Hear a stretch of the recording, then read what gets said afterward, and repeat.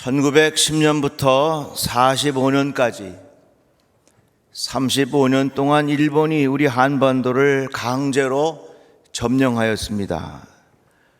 우리 국민의 자유를 억압한 예는 수없이 많습니다. 수천 년 동안 사용해 오던 언어도 못 쓰게 하고 태어나면서 갖게 된 이름도 사용하지 못하게 했습니다. 정말로 상상하지 못할 그런 일들을 했습니다. 농사를 짓는 농민이 관청에 민원을 넣을 경우에 일본어를 사용할 경우에만 서류를 접수했다고 합니다. 일반 관리나 교원들은 제복을 입고 칼을 차고 수업에 임하도록 했습니다. 2만 명의 헌병 경찰은 한반도 전역에 배치되어서 우리 백성을 억압하였습니다. 꼼짝하지 못하도록 태형도 가했습니다. 맞은 사람은 피부가 죽고 썩어서 결국 폐혈증으로 수많은 사람들이 죽었다고 합니다. 특별히 그들은 기독교를 탄압했습니다. 왜냐하면 우리 기독교의 정신은 자유, 평등, 자주 독립 이런 것들을 강조하잖아요. 그러니까 기독교의 교육을 받은 사람은 장차 독립운동가가 될 것 같아서 그들은 어떻게 해서든지 기독교를 억압했던 것입니다. 한국교회 핍박의 절정은 신사참배였습니다. 기독교 유일신앙과 사상, 자유를 말살하기 위해서 남산을 비롯한 곳곳에 신사를 세우고 참배할 것을 강조했습니다. 예배를 시작할 때에도 궁성요배, 궁성요배가 뭐냐면 천황의 궁궐을 향하여 절하게 하는 것입니다. 찬송가에 일본의 국가인 기미가요를 부르게 하였고 황국신민서사, 이것은 우리 백성들이 일본을 향한 맹세문과 같은 겁니다. 내용은 이렇습니다. 우리는 대일본 제국의 신민입니다. 신하라는 의미입니다. 마음을 다하여 천황폐하에게 충의를 다합니다. 이것을 예배 시간에 고백하도록 그렇게 했습니다. 이같이 우리는 35년 동안 우리의 자유를 빼앗겼습니다. 그러다가 1945년 8월 15일 광복을 맞이하게 된 것입니다. 예루살렘에는 독일 나치에 의해 희생된 600만 명을 추모하는 기념관이 있습니다. 거기에 이렇게 기록되어 있습니다. 기억은 우리를 구원하고 망각은 우리를 다시 포로가 되게 한다. 한번 따라해 봅시다. 기억은 우리를 구원하고 망각은 우리를 다시 포로가 되게 한다. 이 기억하는 것이 얼마나 중요한지 몰라요. 4살 된 제 둘째 손자 조엘이가 어린이집에서 있었던 일입니다. 일본 사람이 와가지고 한국말로 떠듬떠듬 일본 문화에 대해서 설명을 하더래요. 그 설명이 다 끝난 다음에 4살 된 우리 조엘이가 손을 번쩍 들더니 일본 사람이 우리 쳐들어왔잖아요 하고 소리를 질렀다는 얘기야. 그러니까 그 일본 사람이 멋쩍어가지고 지금은 잘 지내문이다 그랬다는 얘기야. 내가 그 이야기를 듣고 뒤로 돌아서서 흐뭇하게 웃었습니다. 역사는 반드시 기억해야 합니다. 자녀들에게 가르쳐줘야 합니다. 기억하면 구원을 받지만 망각하면 다시 포로가 된다는 것입니다. 신앙적인 관점에서 볼 때에 일제치 않은 우리 민족의 영혼을 빼앗아가려고 하는 시도였습니다. 궁성요배, 천황에게 절하게 만드는 것입니다. 천황은 뭡니까? 하늘의 황제라는 말입니다. 우리의 영혼을 빼앗아가려고 했습니다. 우리는 분명히 깨달아야 합니다. 우리의 영혼을 다른 것에 빼앗기면 거기에는 자유가 없습니다. 일본이 우리 백성들의 영혼을 빼앗아가려고 했기 때문에 자유를 잃어버린 겁니다. 이건 지금도 마찬가지입니다. 내가 살면서 돈에 내 영혼을 빼앗기면 우리는 그 돈으로부터 자유로운 삶을 살 수가 없습니다. 돈 한 푼 나누지 못합니다. 베풀지 못합니다.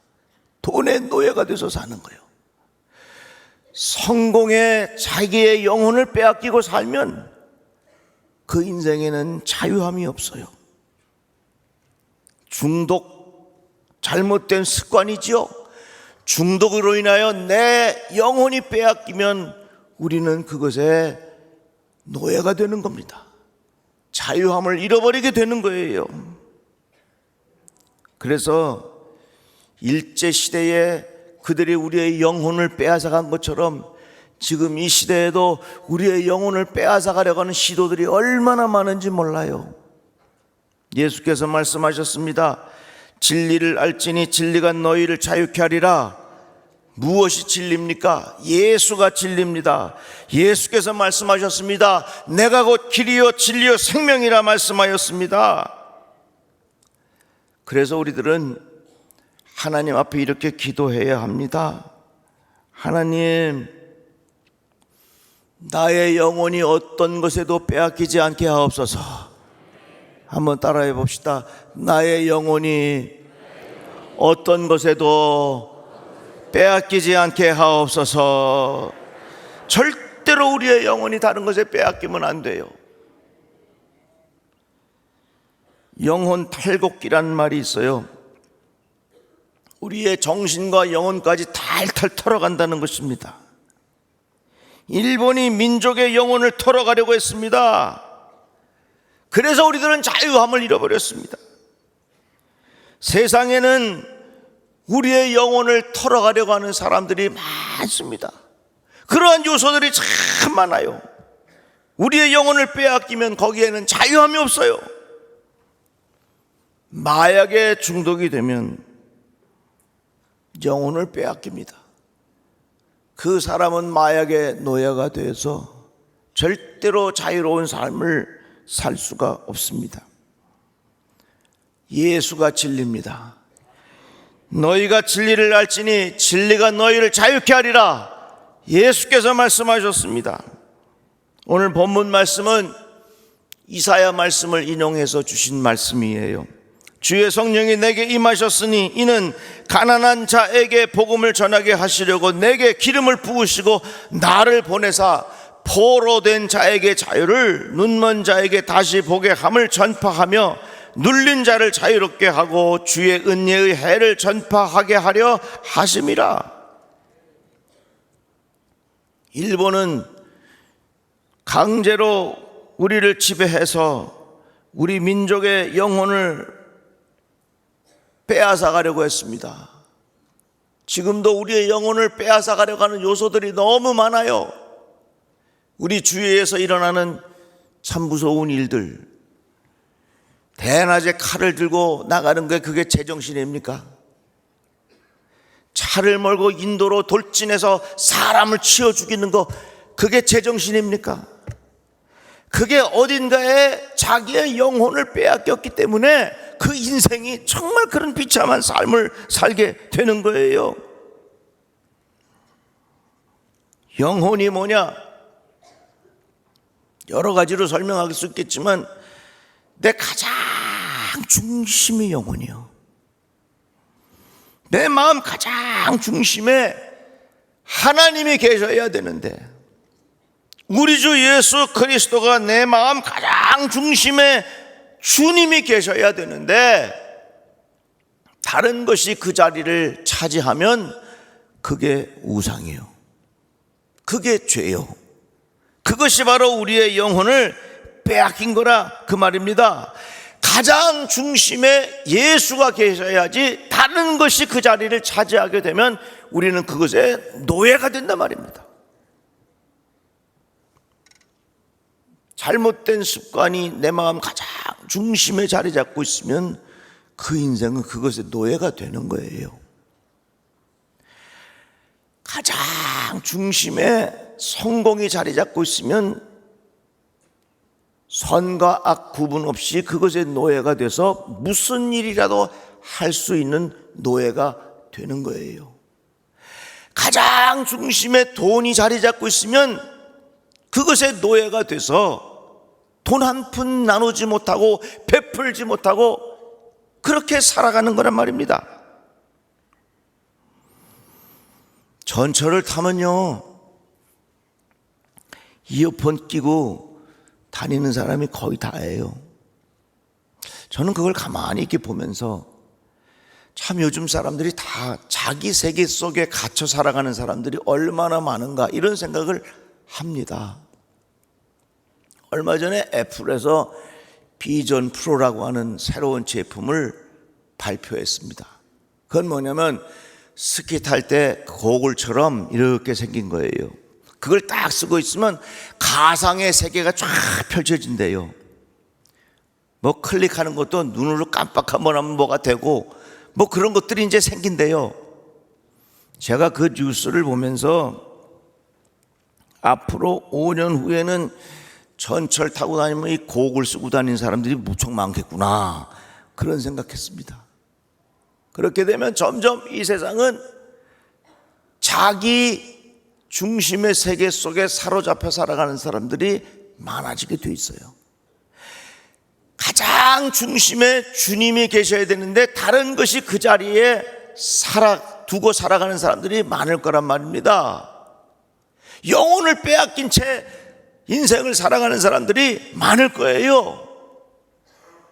그러면 이 세상은 우리가 상상하지 못할 엽기적인 일들이 많이 일어날 겁니다. 지금 우리는 제정신 똑바로 차리고 살아야 되는데 제정신이 뭐냐? 내 가장 중심에 예수 모시고 사는 게 제정신이야. 가장 중심에 하나님을 높이며 살아가는 것이 그게 제정신의 인생을 살아가는 겁니다. 그래서 여러분 예수 잘 믿고 살아가시기를 바랍니다. 내 가장 중심에 예수가 계시지 않고 다른 게 있으면 그거 다 우상이요. 가장 중심에 있는 잘못된 습관 그게 중독이에요. 그래서 중독에 걸린 사람은 영혼이 빼앗겼기 때문에 늘 생각해도 그것 중심으로 자유함이 없는 그런 인생을 살게 되는 겁니다. 독일의 유명한 신학자 케제만이라는 사람이 예수는 자유를 의미한다 그런 책을 썼어요. 참 의미 있는 내용입니다. 예수가 누구냐? 진리예요. 진리가 너희를 자유케 하리라. 예수님이 내 마음 가장 중심에 계실 때에 우리들은 참된 자유함을 누리며 살아갈 수 있다는 것입니다. 여러분 내 마음의 도깨비를 가장 중심에 모시고 살면요 그 인생은 날마다 두려움 속에 살아요. 잘못된 우상을 내 마음 중심에 모시고 살면요 그 인생에는 참된 자유가 없습니다. 이사를 마음대로 합니까? 결혼할 날짜를 마음대로 잡을 수가 있습니까? 어디 여행을 마음대로 갑니까? 요즘에는 거의 다 화장해서 하지만 얼마 전까지만 해도 매장을 했어요. 그 매장할 때 하관 예배 드리러 가면요 꼭 거기 이 관의 위치를 보는 사람이 있어요. 다 넣은 다음에 탁 서가지고 탁탁탁탁 그래가지고 그걸 조금이라도 이게 삐뚤어지면 안 된다는 얘기입니다. 겉으로 보고 있지만 내 속으로는 얼마나 웃음이 나는지 모르겠어요. 자유함이 없어. 자유함이 없어. 너희가 진리를 알지니 진리가 너희를 자유케 하리라. 예수님이 이 땅에 오셔서 포로된 자에게 자유를 주셨어요. 죄는요, 벌을 받게 되어 있습니다. 그 벌은 갇혀 있는 거예요. 벌은요, 자유를 다 없이 갇혀 있는 몸이에요. 가끔 이 길에 가다 보면 법무부 호송차가 죄인들을 싣고 가는 걸 봅니다. 뭐 재판하러 간다든지 검찰에 간다든지 그런 차들을 봐요. 한번 생각해 보세요. 그 차에 계신 분들, 아유, 저 집이, 여기가 내 집인데, 저 문 열고 나가면 내 집인데, 얼마나 집에 가고 싶겠습니까? 얼마나 그 차에서 내리고 싶겠어요? 제가 그 차를 보면서 그런 생각했어요. 야, 우리도 다 죄로 인하여 벌을 받고, 벌이라고 하는 것은 자유함을 다 잃어버렸는데 예수 그리스도의 십자가의 은혜로 우리가 자유함을 얻게 됐으니 이거 얼마나 감사한 일이랄까 말이에요. 그래서 찬송가에 보면요, 죄에서 자유를 얻게 하면, 죄에서 자유를 얻게 함은 보혈의 능력, 주의 보혈, 시험을 이기고 승리하니 참 놀라운 능력이로다. 주의 보혈 능력이 또다. 주의 피 믿어 주의 보혈 그 어린 양의 매우 귀중한 피로다. 아멘. 건강한 자에게는 의사가 쓸데없고 병든 자에게라야 쓸데있느니라. 나는 의인을 부르러 온 것이 아니요 죄인을 부르러 왔노라. 건강한 자는 자유롭게 마음대로 다닐 수 있지만 병든 자는 자유롭지 못합니다. 의인은 자유로울 수 있지만 죄인은 자유롭지 못합니다. 우리는 다 죄인이라 자유함을 잃어버릴 수밖에 없는 사람이었습니다. 그러나 예수 그리스도의 보혈로 죄의 문제를 해결해 주셨으니 이 얼마나 놀라운 감사한 일입니까? 그래서 우리의 마음의 가장 중심에 다른 것이 자리하고 있으면 우린 다 자유함을 잃어버려요. 모두가 노예가 되는 거예요. 하나님께서 인간을 지으실 때 가장 중심에 하나님이 계셔야만 되는 인간을 하나님께서 지으신 거예요.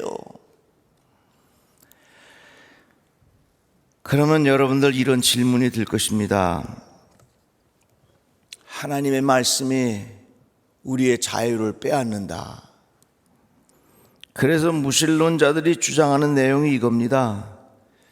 하나님이 우리의 자유를 빼앗았기 때문에 이 사회에서 하나님을 제거해야 한다. 이것이 무신론자들의 주장입니다. 참 똑똑한 소리 같지만 미련한 겁니다. 한번 잘 들어보십시오. 우리 모두가 자동차를 운전하고 길에 나갔어요. 어떤 신호도 없고 어떤 규칙도 없이 우리 모두가 다 같이 운전을 하기 위하여 바깥으로 나갔습니다. 엉망진창 될 겁니다. 그래도 신호등이 있어서 빨간불에는 쓰고 녹색에는 가고, 보행자가 건너갈 때에는 섰다가 그들이 다 지나간 다음에 가고, 속도 제한이 있어서 학교 구간에는 천천히 가고, 이런 교통 시스템이 있기 때문에 우리들은 그 법을 지켜가면서 서로가 서로를 자유롭게 운전할 수 있는 환경이 되는 겁니다. 하나님의 말씀이 바로 그거예요. 하나님의 창조가 바로 그거예요. 하나님께서 창조하시기 전에는 땅이 혼돈하고 공허하며 흑암이 깊음 위에 있다 그랬습니다. 전혀 기본적인 질서가 없어요. 그러나 하나님은 창조의 과정을 통하여 하나씩 하나씩 질서를 잡아가셨습니다. 해와 달은 하늘에 두시고, 물고기는 바다에 두시고, 동식물은 땅에 두셨습니다. 이러한 창조를 통해서 하나님은 혼돈한 세상에 질서를 하나씩 하나씩 잡으시고, 이러한 기본적인 질서가 되어 있어야 자유함이 있는 거예요. 그래서 여러분, 하나님을 내 마음에 잘 모시고 살아야 내 마음이 혼란스럽지 않습니다. 내 마음이 공허하지 않습니다. 내 마음이 깊은 흑암에 잠기지 않습니다. 일본의 강제 점령이 우리의 영혼을 빼앗아 가려 하였습니다. 지금 이 시대도 우리의 영혼을 빼앗아 가려고 하는 요소들이 너무너무 많은데, 여러분들의 마음속에 가장 중심에 예수님을 잘 모시고 살아가시기를 바랍니다. 이것이 복된 길이요, 이것이 참된 자유함을 주는 하나님의 은혜인 것을 깨닫고, 우리 다 같이 예수 잘 믿고 삽시다. 기도해요. 하나님 감사합니다. 주의 말씀을 들었습니다. 이 세상 어떤 것도 우리의 영혼을 빼앗지 못하게 하여 주시옵소서. 내 안 가장 중심에 예수님을 모시고 살아가는 지혜가 우리에게 있게 하여 주시옵소서. 예수님의 이름으로 기도드리옵나이다. 아멘.